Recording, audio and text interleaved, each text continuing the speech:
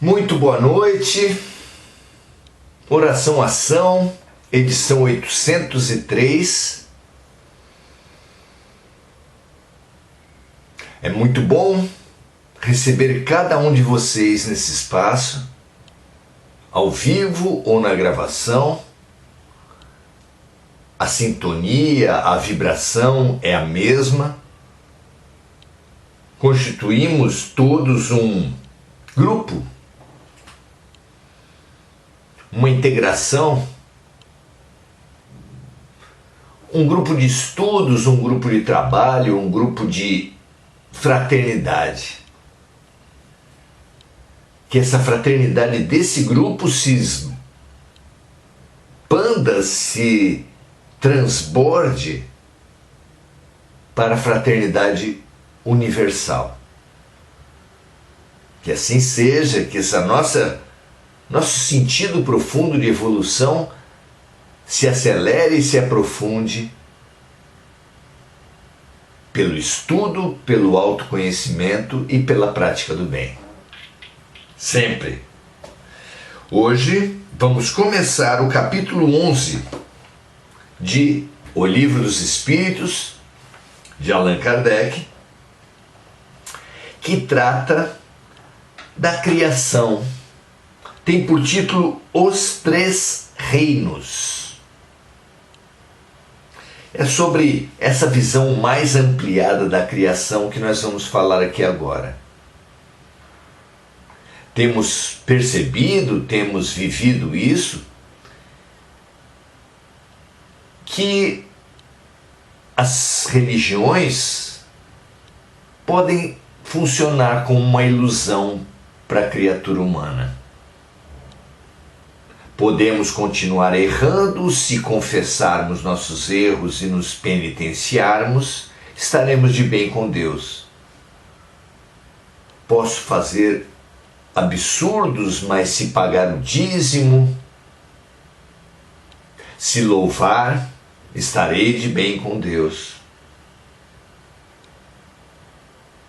Não importam as religiões, sempre há obrigações exteriores que nos são apresentadas como condição, como chaves, como portais de harmonização com a vida. Mas isso é sempre obra dos sacerdotes, porque as verdadeiras revelações sempre falaram em mudança de procedimento, em mudança de atitude, em mudança interior. Nós todos sabemos que para nos aproximar de Deus, apenas com a mudança interior. Os sacerdotes é que inventaram práticas exteriores para controlar e para se colocar como detentores, como juízes da humanidade.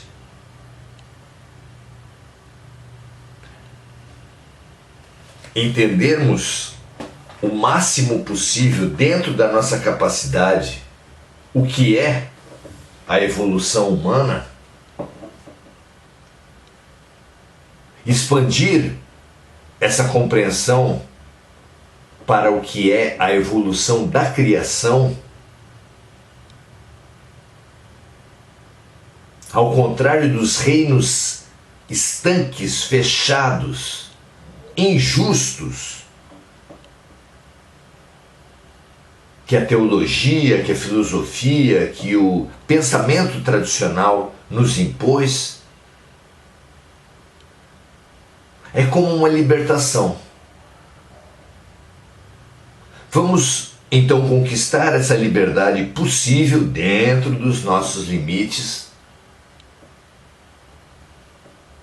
um pouco mais hoje. Vamos lá? Pergunta 585. Capítulo 11. Os Três Reinos. Subitem os minerais e as plantas. Kardec pergunta assim: O que se pode dizer da divisão da natureza em 3 reinos? Ou melhor, em 2 classes, a dos seres orgânicos e a dos seres inorgânicos. Segundo alguns, a espécie humana seria um 4º reino. Qual dessas divisões é preferível?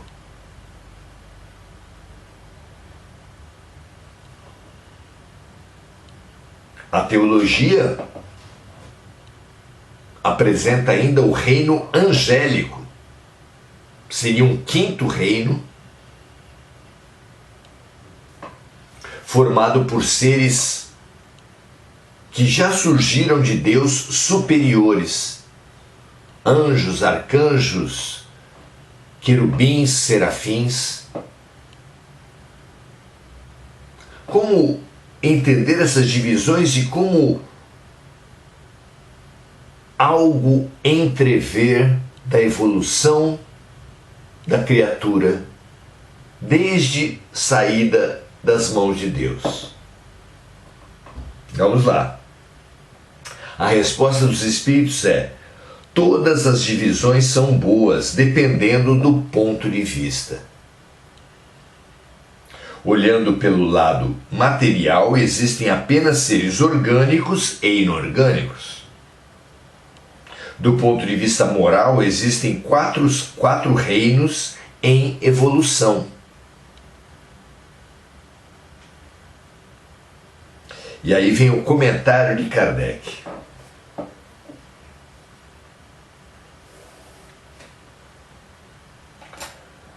Esses 4 reinos em evolução possuem características bem definidas, ainda que seus limites pareçam se confundir. O reino mineral é constituído de maneira inerte, é constituído de matéria inerte e possui em si apenas uma força mecânica. As plantas, embora compostas de matéria inerte, são dotadas de vitalidade. Os animais também são compostos de matéria inerte e igualmente dotados de vitalidade, mas, além disso, possuem uma espécie de inteligência instintiva, ainda que limitada. Possuem a consciência de sua existência e de sua individualidade. É um panorama geral interessante, não é? Por fim, Kardec comenta o seguinte: o homem possui tudo o que existe nas plantas e nos animais, domina todas as outras classes através de uma inteligência especial, sem limites fixados, que lhe dá a consciência do seu futuro, a percepção das coisas extramateriais e o conhecimento da existência de Deus.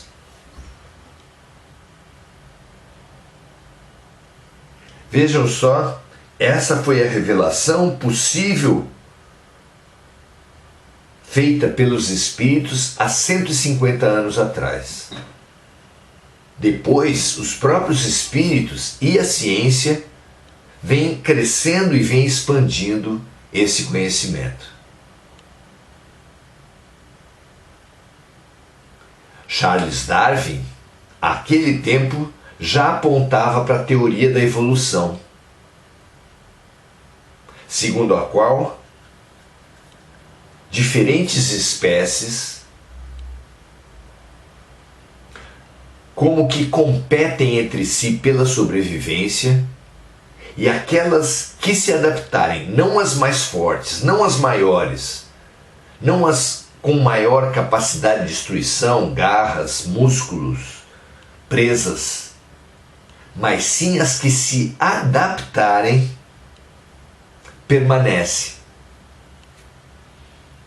com a extinção das demais. Segundo Darwin, Em algum momento, por exemplo, houve girafas de pescoço curto, médio e grande. Com algum fenômeno climático, alguma seca prolongada, que eliminou as plantas menores, só deixando as maiores, apenas a girafa com um pescoço maior se tornou viável de sobreviver. É apenas um exemplo entre muitos que explica a permanência e a evolução, além do fator da mutação genética, que vai criando variações entre as espécies, cabendo à realidade, como no exemplo citado da seca, fazer a chamada seleção natural das espécies. De modo que a espécie humana, sem dúvida nenhuma aquela que dominou o planeta Terra, assim dominou, claro, não por ser a maior, não somos os maiores animais nem entre esses que existem hoje, muito menos entre aqueles que existiam há 200 mil anos, quando estima-se haver começado a espécie humana na Terra, o Homo sapiens sapiens. Então não somos os maiores, não somos os mais fortes, não somos os mais rápidos, não temos as mais possantes garras, presas, os mais robustos músculos, mas sem dúvida nenhuma, a espécie humana é aquela que mais se adapta, que está em praticamente todos os ecossistemas do planeta. O que serve para pensarmos não apenas na matéria, no corpo das criaturas, mas também na evolução espiritual. A adaptação, o amoldamento, o aprendizado, a habilitação para viver as diferentes situações que nos são apresentadas é também o mecanismo básico da evolução mental. Diferentes doutrinas espiritualistas dizem o que Gilberto Gil sintetizou muitíssimo bem no refrão de uma música que fala: o melhor lugar do mundo é aqui e agora. Eckhart Tolle organizou esse pensamento num livro best-seller mundial chamado O Poder do Agora. Jesus foi nesse mesmo sentido quando explicou que a cada dia basta o seu mal. Não precisamos trazer para o dia de hoje os males do ontem, nem antecipar para o dia de hoje os males de amanhã, mas viver o que a vida nos traz a cada dia. Essa visão é complementada pela ciência e por muitos variados pensadores, filósofos, ao longo da história e ao longo das diferentes culturas, que falam sobre o poder da atração, a lei de atração. A lei de atração e sintonia é o que rege a dinâmica da vida, os encontros, os desencontros, também da criatura humana ao longo das muitas vidas. Então nós compomos os nossos pensamentos, sentimentos, palavras e ações, emanam, produzem uma energia à nossa volta, que no Oriente se chamava de aura e que a física quântica chama de campo eletromagnético. E esse campo, existente em todas as criaturas, é o que faz com que elas se atraiam ou se repilam. E se atraem para a realização do efeito espelho. A lei de atração faz com que cada um de nós viva no seu dia, no seu círculo de amizades, nas situações que essas relações geram, as melhores condições do universo para a nossa reharmonização, nossa cura, nossa evolução.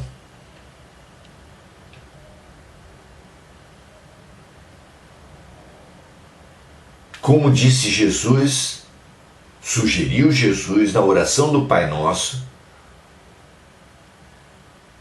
tudo o que existe no universo compõe a família universal.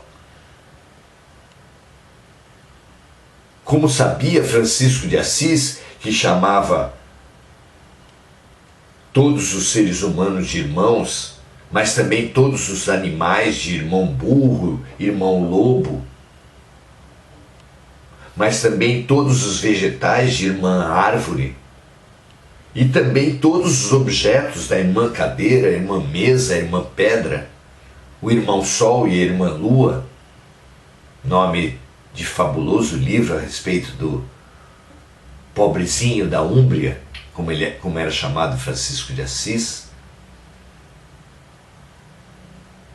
Vivemos numa família universal. O grande erro, como fala o budismo tibetano, é a heresia da separatividade. Ou, como apontam os espíritos, o orgulho e o egoísmo. Por esse ponto de vista, a pergunta de Kardec é que qual a melhor das divisões? A resposta talvez devesse ser nenhuma, porque nós somos um. Entre nós, em nós e no universo. Somos todos filhos de um mesmo Pai, irmãos por parte de Deus. Devemos ser um também com o nosso lugar e o nosso tempo, vivendo aqui e agora, na certeza deles nos propiciarem o melhor remédio e a melhor lição. Os Espíritos nos revelam a respeito dos reinos que o princípio espiritual dorme no mineral, acorda no vegetal, sonha no animal, ganha consciência no reino hominal e vive de acordo com a sua consciência no reino angélico. E que todos nós que hoje estagiamos no reino hominal, já estivemos, portanto, em todos os outros reinos passados, mineral, vegetal e animal, e estaremos absolutamente todos, mesmo o mais violento, mais equivocado de nós, destinado a alcançar o reino angélico. tudo regido pela lei que vai nos tornar de unos em tudo e com tudo, em inconsciência, até evoluirmos para unos em tudo e com tudo, com consciência, pela fraternidade e pelo amor. A lei do amor sagrada e única é que vai nos dar em consciência a unidade com tudo. Que nós evoluamos da inconsciência para a consciência, do orgulho e do egoísmo para o amor, vivendo e vendo a evolução, a criação, a natureza e a vida nessa profundidade. Esse é o convite que esse capítulo 11 vem nos fazer e que vamos renovar a cada pergunta. Venha conosco nessa viagem. A expansão da perspectiva muda tudo em nossas vidas, sem mudar nada. Porque nos dá outros olhos. E com outros olhos, aquilo que nos parecia doença se revela tratamento.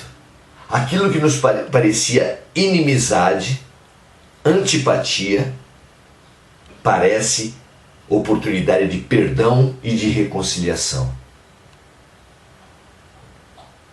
Que essa expansão nos banhe e nos transborde a todos. Que assim seja, graças a Deus. Saudar agora os amigos, as amigas. Enir Cajazeira, Vera Santelmo, Marco Aurélio Trindade, Andréa Santos, Márcia Sodré,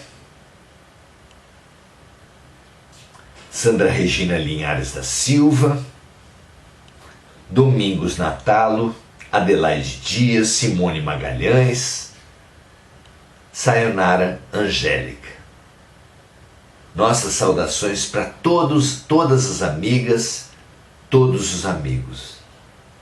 É muito bom mergulharmos na vida, mergulharmos em nós, vivermos no rumo da unidade do Espírito Santo, na unidade essencial com a vida. Gratidão. Até amanhã, às 18 horas, continuaremos esse nosso fabuloso mergulho. Venha conosco e espalhe, porque tudo que é bom precisa ser compartilhado. Até amanhã.